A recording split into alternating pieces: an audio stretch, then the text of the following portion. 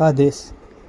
आज आपको मैं ये बताऊंगा कि इष्ट देवता की सेवा करके उनकी दिव्य शक्ति कैसे प्राप्त करें। अपने जो देवी देवता की सेवा करते हैं वो इष्ट देवता की सिद्धि और उनके मंत्र जाप करके उनकी शक्ति कृपा कैसे प्राप्त करें उसके बारे में आज आपको मैं संपूर्ण चीज़ें बता दूंगा। और कोई भगत है, कोई साधक है, मंत्र जाप करके भी सफलता नहीं मिल रही है, कृपा प्राप्ति करनी है, मंत्र सिद्ध नहीं हो पाते, तो वीडियो में दिए गए व्हाट्सएप नंबर के जरिए मुझसे बातचीत कर सकते हो। इष्ट देवता की कृपा प्राप्ति कैसे करें। जो देवता की अपने सेवा करते हैं उनकी दिव्य शक्ति कैसे हासिल करें। अपने जो देवी देवता की सेवा कर रहे थे तो देखो, भक्ति में तो गुरु की ज़रूरत नहीं पड़ती है। दिव्य शक्ति जिसको हासिल करनी रहती है, देवी देवताओं की शक्ति जिसे हासिल करनी रहती है, सिद्धि हासिल करनी रहती है, पहले तो उसको एक ही बात पता चलनी चाहिए कि गुरु धारण करना चाहिए। गुरु दीक्षा लेके ही सिद्धि और साधना में बैठना चाहिए। शक्ति, दिव्य शक्ति, सिद्धि तभी हासिल होती है। अगर आपने इस चीज़ में गुरु ही नहीं धारण किया है तो फिर आपको दिव्य शक्ति और जो ऊर्जा मिलनी चाहिए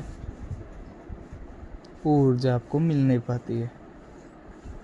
हाँ, आप इसे साधारण मंत्र जाप कर सकते हो, देवी देवताओं की कृपा प्राप्ति पा सकते हो।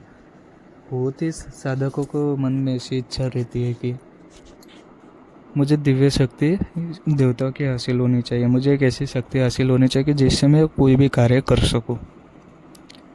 ऐसे बहुत ही साधक और भगत के लोगों के मन में ऐसी चीज़ें रहती है। ये चीज़ कब उनको हासिल होती है, कब जाके मिलती है। भक्ति करते समय उन्हें अच्छा खासा समय हो चुका है, 8 साल, 9 साल, 6 साल, 4 साल ऐसे हो चुके हैं, तब जाके और उन्होंने गुरु धारण किया है, गुरु दीक्षा ली है, गुरु के आदेशों पे चलते, गुरु जो आदेश बताते वो आदेश पे चलते, तब जाके उन्हें सिद्धि और दिव्य शक्ति प्राप्त होती है। इतने बड़े चीज़ पे जाके, इतने तप करके, साधना करके, गुरु की सेवा करके, तब जाके उन्हें ये चीज़ मिलती है। वो भी तुरंत ही नहीं मिलती है, समझे। वो भी उन्हें तुरंत ही नहीं मिलती, इतने साल उन्होंने सेवा की है तब जाके मिलती है। अब ये मूर्ख ऐसे इंसान रहते हैं कि वीडियो देखा नहीं उतने में मुझे मैसेज कर देते कि गुरुजी मुझे साधना करनी है, मुझे तुरंत दिव्य शक्ति सिद्धि प्राप्त करनी है। अरे तू मूर्ख इंसान है बच्चा, मूर्ख इंसान हो। ये कोई बाजार में मिलने वाली चीज़ नहीं है, समझे। ये कोई बाजार में मिलने वाली चीज़ नहीं है कि तुम्हें तुरंत मिल जाएगी, समझे। दुकान पे गए, दुकान में बोला कि मुझे ये चीज़ दे दो, वहाँ पे मिल जाती है तुरंत। सेवा में, साधना में तुरंत चीज़ नहीं मिलती है। यहाँ पे परीक्षा भी कठिन रहती है, नियम पालना करने पड़ते, गुरु आज्ञा के नीचे चलना पड़ता है, गुरु धारण करना पड़ता है, तब जाके चीज़ें मिलती है। गुरु बिना तो आप खाली देवताओं की कृपा प्राप्ति कर सकते हो, बस एक ही चीज़ आपको मिल सकती है। गुरु बिना आप देवताओं की कृपा प्राप्ति कर सकते हो। अब कोई चीज़ की आपको काट करनी है, कोई चीज़ को प्रेत को उस चीज़ की काट करनी है, तंत्र मंत्र की काट करनी है, साधना करनी है, तो फिर ऐसी चीज़ों में आपको गुरु धारण करना पड़ता है। तब जाके आपको एक ऊर्जा मिलती है, देवताओं की एक शक्ति मिलती है, उसे ऊर्जा और शक्ति बोलते हैं। सिद्धि की तो दूर की बात है, आपको सिद्धि भी नहीं मिलेगी,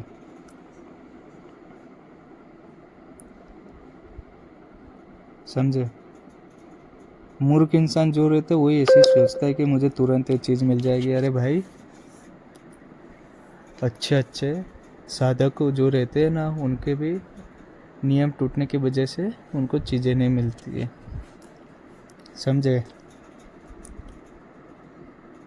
इष्ट देवता की कृपा प्राप्ति के लिए, उनकी दिव्य शक्ति प्राप्ति करनी होगी तो आपको तो पहले गुरु धारण करना चाहिए। गुरु जो मंत्र देते हैं आपको, जिस गुरु ने जिस देवता की सेवा कर रहे हो उनका मंत्र दिया, वो मंत्र का जाप करना चाहिए।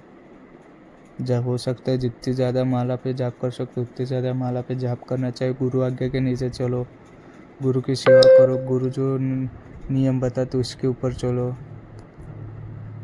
तब जाके देवता की शक्ति भी और ऊर्जा भी प्राप्त होती है। ऐसे ही नहीं कि आपको तुरंत चीज़ें मिल जाए।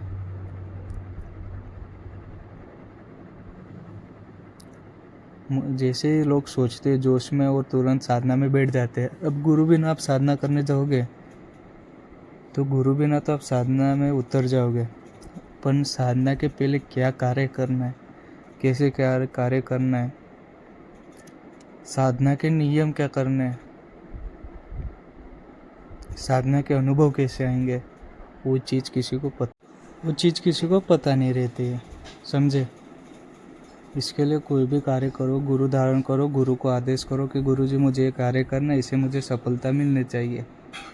साधना भी गुरु के पास से ले, जो मंत्र आपको जाप करना है वो गुरु को पूछ के करो, क्योंकि कोई मंत्र ऐसे उग्र स्वरूप के रहते हैं जो आपकी भक्ति की जो आपने ऊर्जा प्राप्त की हुई रहती है वो भी आपकी ख़त्म हो जाती है, समझे। आप खराब कार्य करोगे तो जल्दी ख़त्म होती है, आपको देवता भी साथ नहीं देंगे। आप कोई चीज़ को खराब कार्य में चला रहे हो, कोई चीज़ खराब कार्य कर रहे हो आप, तो आपको देवता भी साथ नहीं देंगे, ना ही देवताओं की कृपा प्राप्ति होगी। ऊपर से आपको एक फटकार लग जाएगी, देवता नाराज़ हो जाएंगे और आपको बर्बादी के रास्ते पे लेके जाएंगे, समझे। इसके लिए आप कोई भी कार्य करो, कोई भी मंत्र का जाप करो, गुरु को पूछ के करो, गुरु को आज्ञा लेके करो। कोई भी कार्य के लिए मंत्र कैसे जाप करना है गुरु को पूछो। गुरु धारण नहीं किया है तो अच्छा गुरु धारण करो, समझे। मुझसे जो भी मंत्र का जाप करोगे वो मैं आपको बता दूंगा कि ऐसे मंत्र का नियम रखना, ऐसे जाप करना, इतने दिनों जाप करना, तब जाके कार्य करेगा, समझे। अगर मुझसे भी गुरु दीक्षा लेनी होगी तो मुझे तो अच्छे भगत और अच्छे इंसान लगते हैं जो भक्ति कर पाएंगे।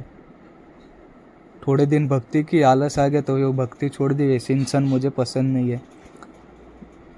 जो एक बार भक्ति चालू की तो फिर मरते दम तक वो सेवा को करते ही रहना चाहिए, ऐसे मुझे इंसान अच्छे लगते। कर्म से भी अच्छा इंसान रहना चाहिए, धर्म से भी अच्छा इंसान रहना चाहिए, मन से भी अच्छा इंसान रहना चाहिए। भक्ति वाला इंसान मुझे ज़्यादा अच्छा लगता है, समझे। उसको ही मैं चेला बनाता हूँ, समझे। इसके लिए कोई भी कार्य, कोई भी मंत्र जाप करोगे तो गुरु को पूछ लेना है, गुरु को आदेश कर लेना है कि गुरु जी मेरे मंत्र का जाप करो, मंत्र का जाप कर सकता हूँ। तब कोई मंत्र ऐसे रहते कि उग्र स्वरूप के रहते हैं, आपने उसकी भोग विधि अलग रहती है, सिद्ध कैसे करना है वो अलग रहता है, समझे। आप अभी महाकाली का सेवा कर रहे हो, महाकाली की साधना कर रहे हो तो तुरंत आप काल भैरव जी का मंत्र जाप करने बैठ जाओगे, ऐसा नहीं रहता है। अपने जो चीज़ का कार्य शुरू किया वो चीज़ ख़त्म करके, संपूर्ण समाप्त करके दूसरे कार्य के लिए बैठना चाहिए, तब जाके वो चीज़ का भी सफलता मिलती है और उस चीज़ की आपको शक्ति मिलती है। गुरु ज्ञान अलग बोलता है, समझे। इसके लिए गुरु धारण करो। आदेश।